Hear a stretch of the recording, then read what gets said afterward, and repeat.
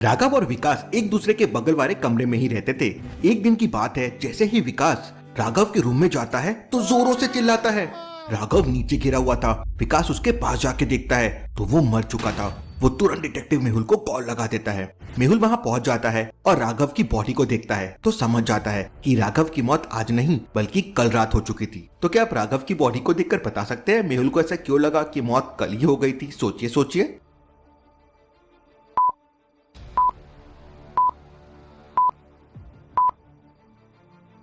राघव ने बाएं हाथ में स्मार्ट वॉच पहन रखी है और ये स्मार्ट वॉच घड़ी हमारी नब्ज की धड़कन से चलती है। मतलब जैसे इंसान की मृत्यु होती है ये घड़ी रुक जाती है और घड़ी पर टाइम 10:30 PM है। मतलब राघव की मौत 10:30 को हो गई थी। मेहुल विकास से पूछता है, तुमने इसे कैसे देखा? मैं राघव के बगल वाले रूम में रहता हूँ और जब सुबह मैंने राघव का दरवाजा खोला तो राघव नीचे पड़ा हुआ था और ये घड़ी कल ही मैंने राघव को गिफ्ट की थी। मेहुल विकास पर शक तो करता है पर उसकी बात मान लेता है। मेहुल सारे कमरे को अच्छी तरह से देखता है और वहाँ के सारे फिंगरप्रिंट्स ले लेता है पर उसे कमरे में कोई भी स्ट्रॉन्ग क्लू नहीं मिलता। फिर मेहुल राघव का पर्स चेक करता है जहाँ मेहुल को राघव का ID कार्ड मिलता है। उसके अलावा कुछ नहीं मिलता। ये केस सॉल्व कैसे होगा? आखिर पता कैसे चलेगा कि राघव मरा कैसे, क्योंकि उसकी बॉडी पर तो कोई निशान भी नहीं है। Mehul dead body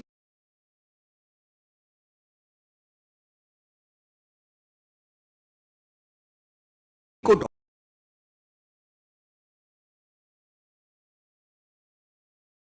doctor Sanjana के पास भेज देता है। थोड़ी देर बाद पोस्टमार्टम की रिपोर्ट आती है जहां डॉक्टर कहती है राघव की मौत जहर देने से हुई है। उसके कमरे में तो ऐसा कुछ भी नहीं था जिससे पता चल सके कि उसने जहर खाया है या किसी ने खिलाया है। तभी डॉक्टर संजना एक हैरान कर देने वाली बात कहती है, राघव ने जो स्मार्ट वॉच पहन रखी थी उसके नीचे एक सुई थी जिससे जहर राघव की नब्ज में जाता रहा और उसकी मौत हो गई। इंटरेस्टिंग, यानी कि मर्डर घड़ी से किया गया है। इसके तुरंत बाद मेहुल फिर से राघव की कमरे की तलाशी लेता है। इस बार उसे वहाँ एक डिब्बा और कुछ कार्टून के टुकड़े मिलते हैं जो ऑनलाइन कंपनी से शॉपिंग किए हुए प्रोडक्ट के पैकेट थे।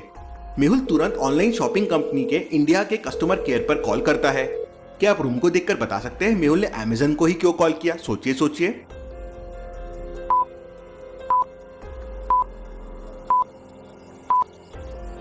क्योंकि उस डब्बे पे अमेज़न लिखा हुआ था और ये पार्सल अमेज़न का है।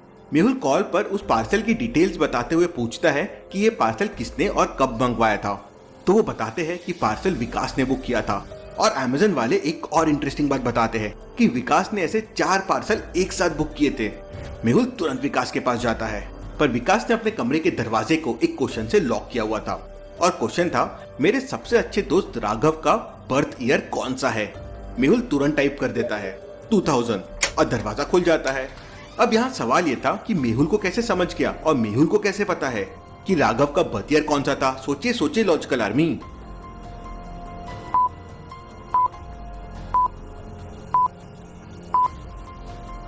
मेहुल को राहुल की बॉडी के पास जो ID कार्ड मिला था उसी में मेहुल ने उसका बर्थ ईयर देख लिया होगा।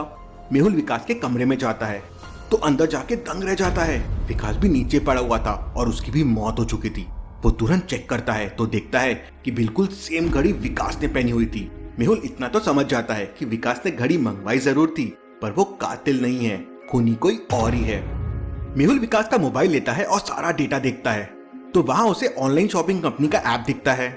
मेहुल अमेज़न एप्लीकेशन को देखता है जहाँ उसे पता चलता है कि 2 दिन पहले ही विकास ने ऐसी 4 स्मार्ट वॉच ऑनलाइन मंगवाई थी।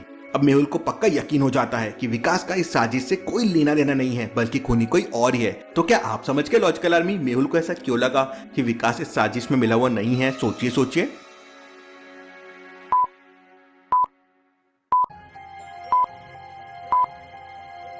मेहुल को याद आता है कि राघव के मर्डर के वक्त उसने विकास से पूछताछ की थी तो विकास ने बताया था कि ये घड़ी उसी ने राघव को गिफ्ट की थी।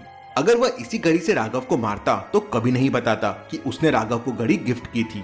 फिर मेहुल विकास की गैलरी में देखता है तो वहाँ उसे कुछ फैमिली फोटोज मिलते हैं। उसके बाद मेहुल को एक फोटो और मिलता है जिसमें अक्षय नाम का आदमी राघव और विकास के साथ खड़ा था। मेहुल तुरंत समझ जाता है कि ये अक्षय राघव और विकास का अच्छा दोस्त है।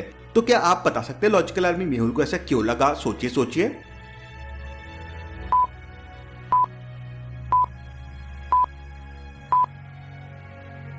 फोटो में अक्षय, राघव और विकास तीनों एक दूसरे के गले में हाथ डालकर खड़े हैं और विकास बीच में खड़ा है।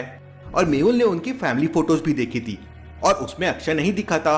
मतलब पक्का अक्षय उनका दोस्त ही होगा। मेहुल तुरंत अक्षय के पास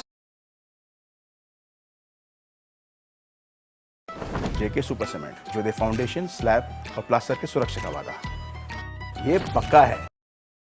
पहुंच जाता है। उस समय अक्षय शराब पी रहा था। मेहुल उसे पूरी घटना बताकर उसके हाथ से वो घड़ी निकाल लेता है और अक्षय को तुरंत चेकअप के लिए अपनी कार में हॉस्पिटल ले जाता है। हॉस्पिटल में डॉक्टर कहते हैं, आप बिल्कुल सही वक्त पर आए हैं। अगर थोड़ी सी देर हो जाती तो इसके पूरे शरीर में जहर फैल जाता था।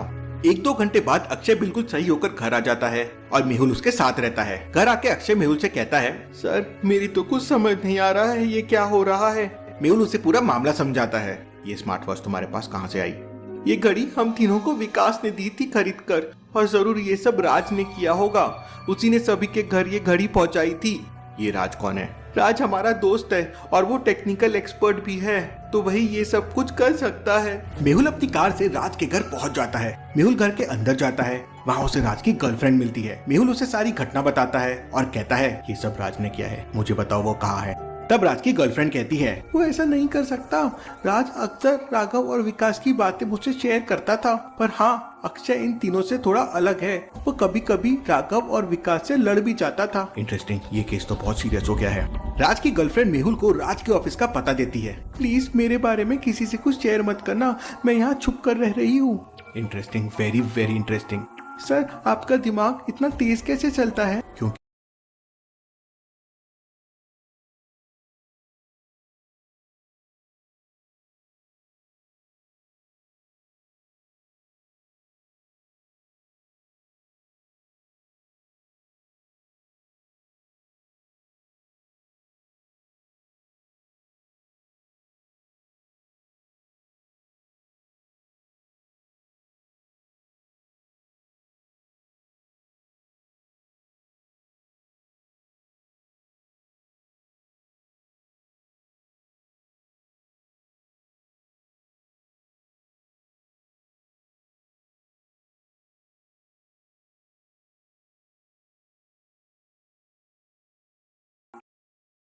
सर आपका दिमाग इतना तेज कैसे चलता है? क्योंकि मैं डिटेक्टिव आईक्यू गेम से अपने आईक्यू को इम्प्रूव करता हूँ। आप भी जल्दी से डिटेक्टिव आईक्यू गेम डाउनलोड कर लीजिए। मैंने 500 लेवल्स उसमें आपके लिए डिजाइन किए हैं।